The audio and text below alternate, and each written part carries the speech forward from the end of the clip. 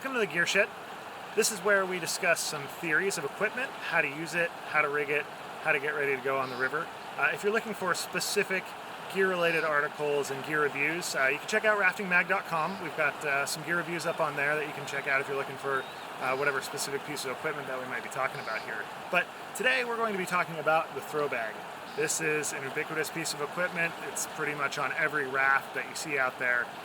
If you're a river guide, you've probably handled one of these, thrown one of these, been given one of these. So this piece of equipment is really indispensable.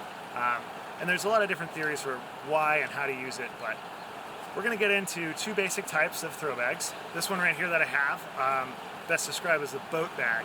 This bag lives in your boat, and typically these will be larger bags. You'll see this bag, of course, has 75 feet of rope in it, and it's got a 3/8 inch Dyneema rope in it. We'll talk about rope sizes in a minute, but what I basically want to cover is where these things live. So this is going to live in your boat. You're going to clip it onto something.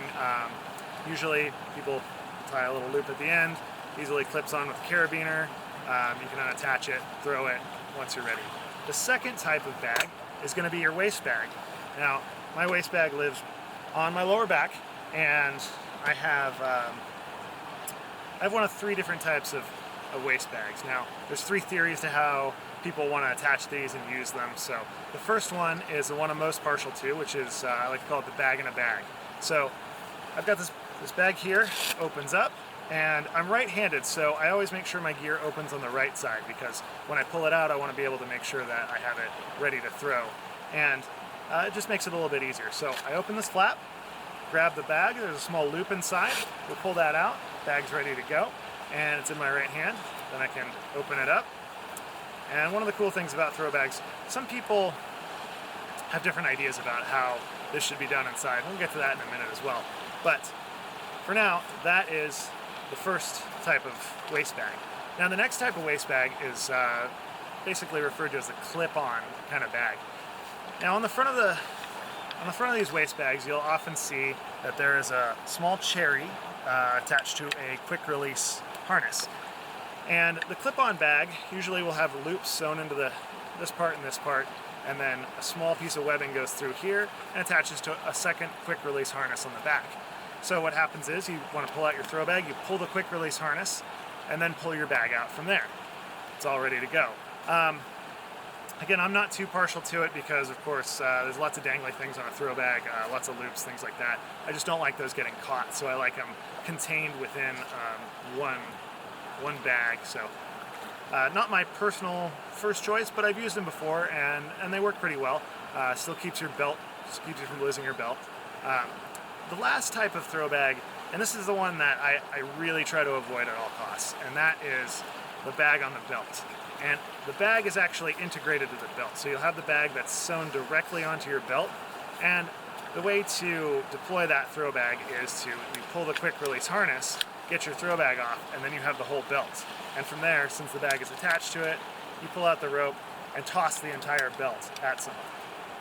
I don't like this for a couple of reasons. And the first one being the quick release buckles or whatever clips you're using.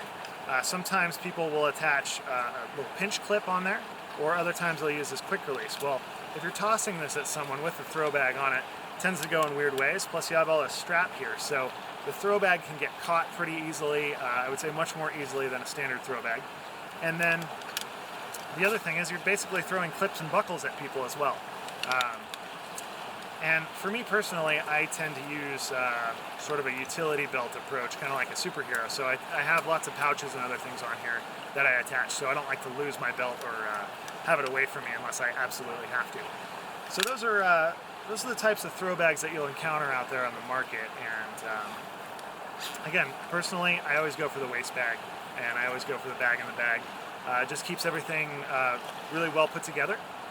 And the other thing that I prefer with waist bags is that it's always there when you need it. Say you're scouting rapid. This actually happened to us the other day on Giant Gap. We were out scouting rapid, we were looking at it, and we had already run the rapid, and at the end of the rapid we saw another boat coming through, so I thought, hey, there's another rafter out here, why don't I go set safety for him?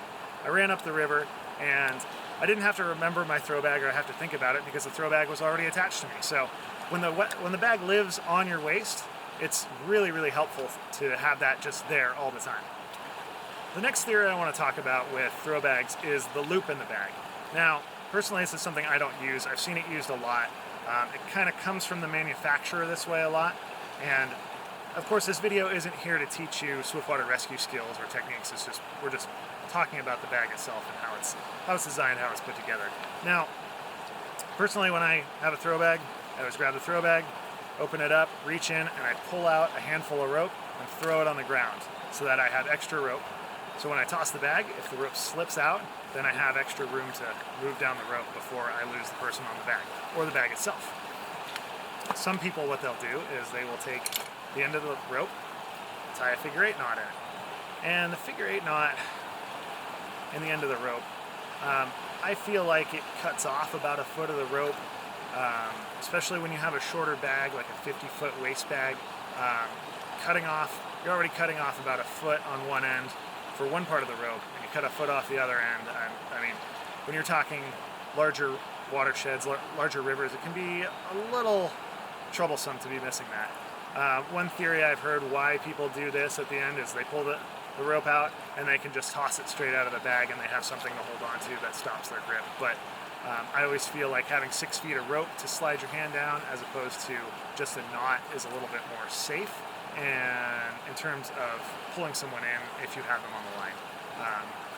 If you just slip your hand over the knot and you lose the rope, well, now you have a rope and a swinger. So that's kind of my personal preference on how it is. I think that everybody, when they get a throw bag, should untie the knot and just let the throw bag kind of go. It adds more versatility to it, and you may not always need a knot. You may need to string it through a pulley to set up a 3-to-1 mechanical advantage, something like that. So I always just go for the more versatility. I could always tie a knot later on if I need to.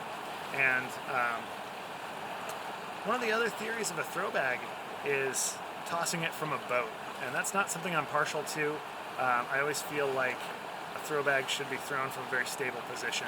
It's really easy to lose yourself and lose a throw bag. So again, that kind of knot theory, it's a swiftwater rescue theory. So again, we're not going to cover that today, but I do want to show you kind of some differences between the rope inside the bag and how that affects your rescues and how that can affect pulling people in and working with the rope itself. So let's take a look inside the bag and see what's in each of these bags and how they work, how they don't work, and what they're best used for.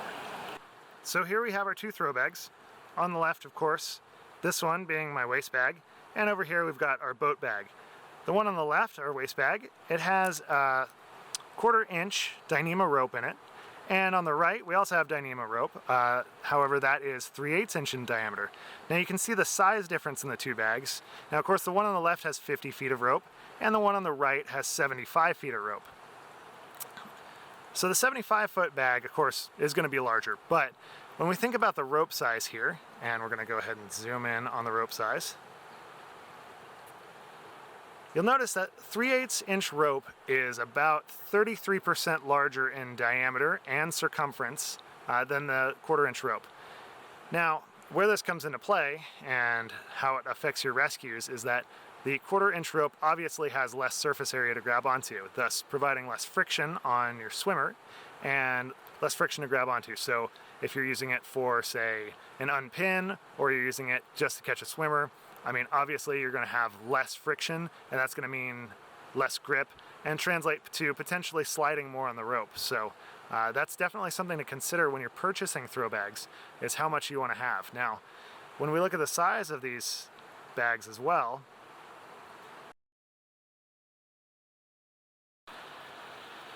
in terms of just a basic size comparison here, your 3/8 inch rope throw bag compared to your 1/4-inch rope throw bag is definitely going to be much larger. So since the rope is 33% larger, you're looking at 33% more volume of rope. So the bag has to be 33% larger.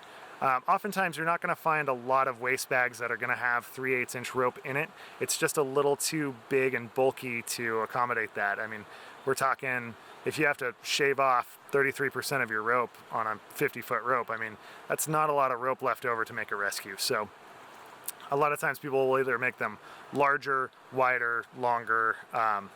It really just depends on personal preference. Of course, having 3/8 inch rope is always a little bit more preferable to the 1/4 inch rope for a variety of reasons. However, in terms of bag size, and if you want to have a convenient bag right there at your disposal at all times, then of course you're probably going to run into the 1/4 inch rope. So that's just a decision you have to make in terms of what kind of rope you want.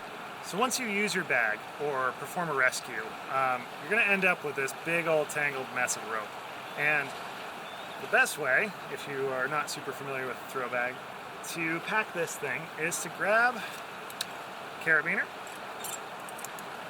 clip that onto your PFD up here on the shoulder strap, take the wad of rope, throw it behind you, pull this over your shoulder, and clip your carabiner through there. Take your throw bag, now you can put your throw bag down and start packing your throw bag. So here's what inside your throw bag should look like as you're packing it. Now you can see it kind of looks like a little wadded mess, but the theory of packing your throw bag is to just slowly put the rope in the bag and lay it on top of itself. This is a pretty common technique for packing the bag. You don't need to do anything fancy like coil it up or anything like that. In fact, doing that will usually prevent you from being able to deploy your bag properly when you actually need to throw it. So take your bag and simply keep putting the rope on top of itself. And remember, don't wad it up, don't tie it around itself. Just take the rope, grab a handful, place it at the bottom of the bag, and keep repeating until your throw bag is completely packed. So that's the basic tour on some theories of how your throw bag should operate, what it should look like, and what you should be looking for when you purchase it. So I hope you found this video helpful. And if you have, please make sure you subscribe to us and like. And if you have questions, please put them in the comments. We'd be happy to answer anything that you'd like to know about different throw bags or different theories. So thanks for stopping by the Gear Shed, and be sure to check out raftingmag.com, and we'll see you on the river.